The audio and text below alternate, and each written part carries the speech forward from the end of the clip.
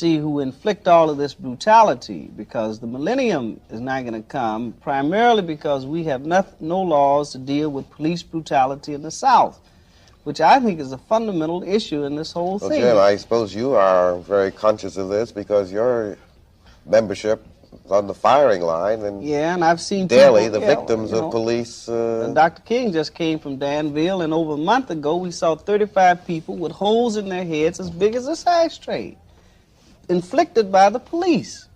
And nothing has been done about it. And the government, it seems to me, ought to do something about this. What specifically would you suggest for dealing with this? Well, I would suggest, you see, that the government go in and file some suits. When the constitutional rights of a person is denied, the government ought to file a suit in behalf of that person. I think this gets back to Part 3. That's right. Now, the government says that the existing laws are inadequate, but yet they're not asking, or it is not asking, for adequate laws in this legislation.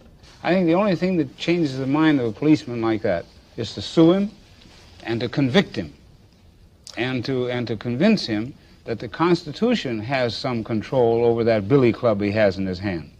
Is there anyone who is planning to do this? Roy? Well, now we're entering into one of the most difficult areas of civil rights, because the whole area of convicting a policeman for depriving a man of his civil rights has to be proved down to the last period and comma.